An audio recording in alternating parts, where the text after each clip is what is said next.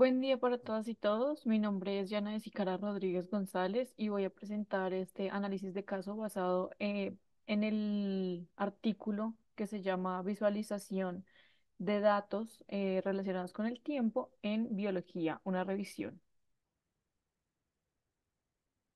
Entonces, bueno, lo primero es aclarar que dentro de este artículo em, la escala que tiene mayormente en cuenta es la escala temporal, pero aplicada a diferentes subescalas, como lo vamos a ver en el desarrollo del artículo.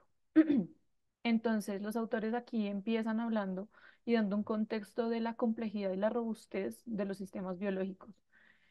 Em, y hay diferentes cosas que hacen que los sistemas biológicos puedan mantener esa robustez y esa complejidad, que son la modularidad, la sincronización, las respuestas espaciotemporales, y cada una juega un papel importante dentro de esa complejidad de los sistemas biológicos. Entonces, la modularidad básicamente hace referencia a que existen diferentes unidades que son independientes dentro de un sistema biológico y que por sí mismas pueden funcionar. Ahora, la sincronización ya habla de que cada uno de esos elementos que hacen parte de un sistema biológico deben interactuar con otros en un espacio y un tiempo adecuado y por lo tanto dependen los unos de los otros para poder que funcione. Respecto a las respuestas espaciotemporales, hace referencia a diferentes variaciones que puede haber en la retroalimentación o los parámetros cinéticos que permiten tener una respuesta biológica adecuada que básicamente garantiza la adaptación a los cambios o a las perturbaciones que puedan haber en el sistema. Y aquí es importante resaltar que las poblaciones y especies surgen por medio de las variaciones que han llevado a la mutación genética y por ende a la evolución. Todo esto teniéndose dentro de un contexto em, de un tiempo, a lo largo del tiempo. Ahora, los patrones dinámicos son aquellos que permiten identificar puntos de control, módulos y fuentes de robustez de esos sistemas biológicos por medio de resultados visuales. Entonces, en este artículo hacen mucho énfasis en la importancia de tener una visualización de estos sistemas biológicos y de las interacciones entre ellos, entre los componentes. Entonces, mencionan los autores que la visualización en términos de biológicos empieza con esta publicación en el siglo XVII que se llama Micrografía, escrita bueno, diseñada por Robert Hooke, que básicamente él lo que hizo fue hacer a mano dibujos de diferentes microorganismos. Fue la primera publicación de este tipo y esto llamó mucho la atención porque se tenían datos sobre los microorganismos, pero no había eh, un gráfico o algo visual sobre estos microorganismos. Entonces esto empezó a ser como más tenido en cuenta en la ciencia y a partir de allí se empezaron a desarrollar más estrategias y opciones para visualizar estas cosas en la biología. Claramente, pues han evolucionado mucho y actualmente ya tenemos, han pasado de ser a mano, como en este caso, a tener ahorita diferentes programas y software diseñados justamente para hacer este tipo de gráficas. Entonces, la visualización de datos relacionados con el tiempo en las ciencias biológicas empieza a verse, pues, como lo mencionaba, con esta publicación de Robert Hooke. Sin embargo, también se menciona, por ejemplo, el árbol de la vida que diseñó Charles Darwin en El origen de las especies y que actualmente incluso todavía se tiene como modelo básico, especialmente para lo que son estudios filogenéticos, ¿no? pero también ya se han empezado a utilizar modelos matemáticos que se grafican y pues herramientas gráficas para modelar todos estos, para graficar estos modelos matemáticos. Sin embargo, existen algunos retos dentro de de estas pues, estrategias, como lo son la heterogeneidad de los datos, ya que hay una gran variedad de datos pues, publicados a diferentes escalas y no son uniformes. Entonces eso dificulta un poquito la, las opciones em, para graficar estos datos. También pues que hay una gran variedad de sistemas que que se pueden representar y analizar y muchas veces es difícil como graficarlos juntos, pero sí es necesario. Y también el cambio del análisis 2D a 4D y 5D que pues ya requieren una tecnología mayor, ¿no?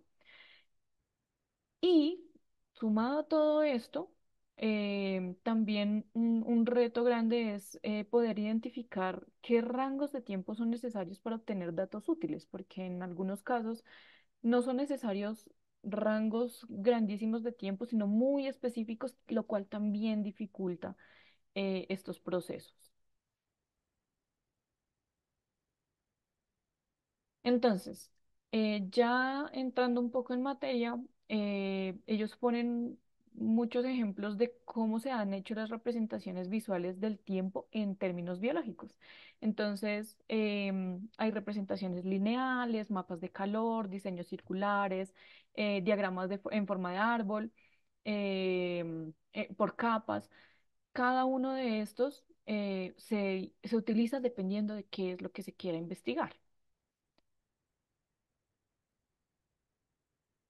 Y para esto entonces existen algunas herramientas que básicamente pues estas son apenas algunos de los ejemplos que mencionan en el artículo porque todas estas herramientas van ligadas casi siempre a los análisis estadísticos que se diseñan dentro de una investigación para poder luego hacer una gráfica o bueno, hacer algo visual para representar los datos.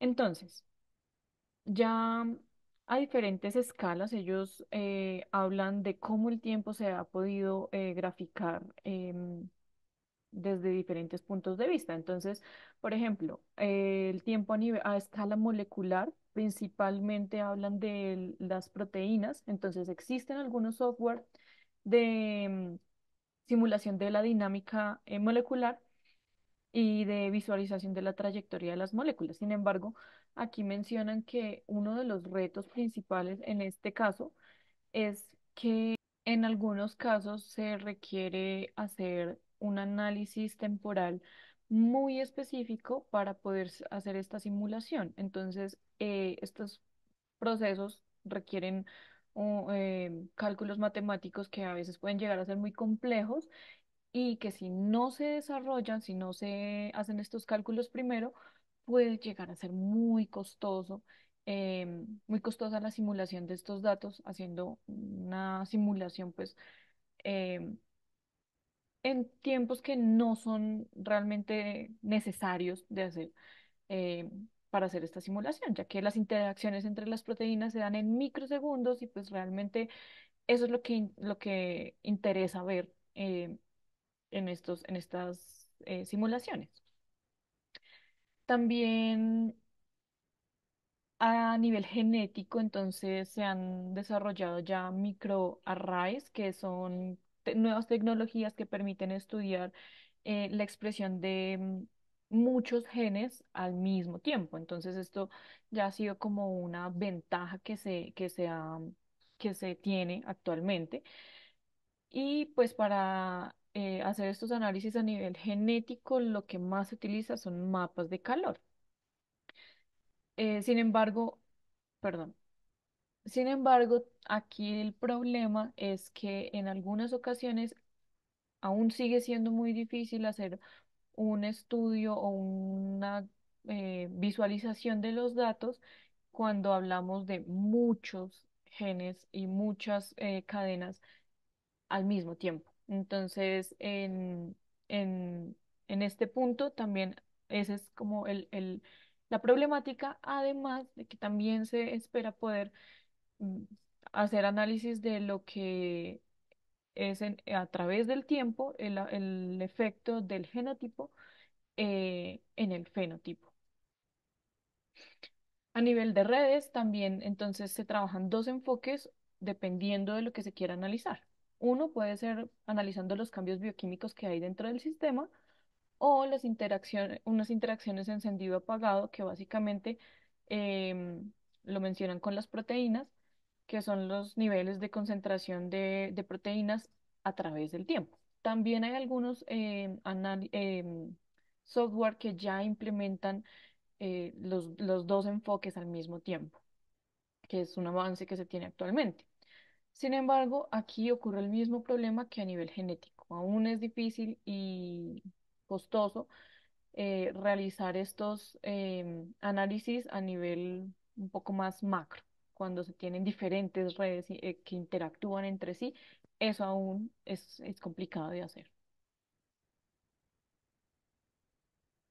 Ahora, a nivel celular, existen algunas técnicas de procesamiento de imágenes para extraer los datos, pero no se hacen representaciones computacionales destinadas a la simulación en análisis. ¿Esto qué quiere decir? Que básicamente actualmente lo que se tiene y lo que más se ha realizado son imágenes, imágenes de cómo es la célula y de sus componentes, especialmente con fines educativos, pero también se requiere más trabajo en la simulación en obtener imágenes que nos permitan hacer una simulación y análisis de esto, de las interacciones entre las células y de sus componentes a través del tiempo. Ahora, a nivel de organismos, también los modelos fisiológicos de la anatomía y función de los tejidos se han utilizado para poder simular procesos de desarrollo o de enfermedad. Sin embargo, aún todavía esto está como un poco, em, está apenas evolucionando porque realmente es algo que ha empezado desde hace muy poco y el objetivo realmente es poder llegar a tener estas simulaciones que permitan predecir este tipo de cosas, procesos de desarrollo o enfermedad. Ya a nivel de población, principalmente se utilizan gráficos de líneas que muestran la propagación de una población en el tiempo. Sin embargo, también proponen los autores que sería muy interesante poder a nivel de población tener gráficos que permitan hacer un seguimiento de la propagación de enfermedades en una población a través del tiempo.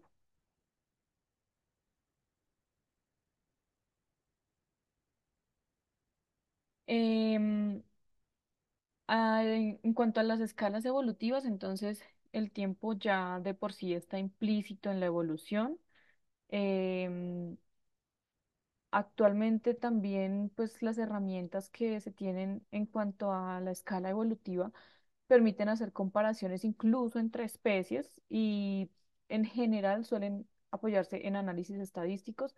Los autores mencionan que dentro de la escala evolutiva es como lo que más se ha desarrollado.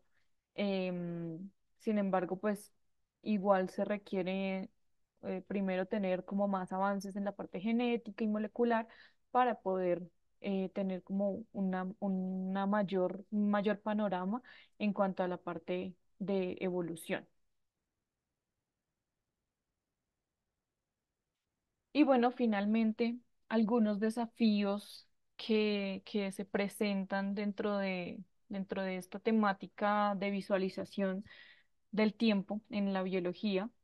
Se menciona que pues existen realmente pocas herramientas para la visualización temporal en cuanto a redes y ha sido muy evidente principalmente en cuanto a las rutas metabólicas, al estudio de las rutas metabólicas. Adicional a esto, pues hay grandes conjuntos de datos muy heterogéneos, como le mencionaba al comienzo de la presentación. Realmente eso es algo que dificulta el análisis de los datos teniendo pues información muy variada. Ya a nivel genómico, pues es necesario tener herramientas que sean capaces de modelar los cambios en el tiempo, que básicamente es lo que proponen los autores en este artículo, que el tiempo como escala pues también debe ser tenida en cuenta. Y a nivel celular es necesario que pues las herramientas que están disponibles permitan visualizar los cambios tanto a nivel molecular como en la morfología celular, que es lo que mencionaba anteriormente. Se tienen algunos em, gráficos, eh, pero por separado. Entonces, morfología celular y en otro lado la parte molecular, pero no ha habido como esta interacción entre las dos que se puede ver a través del tiempo, después de, sí, de una perturbación. Y bueno, este es el artículo en el que me basé. Muchas gracias a todos.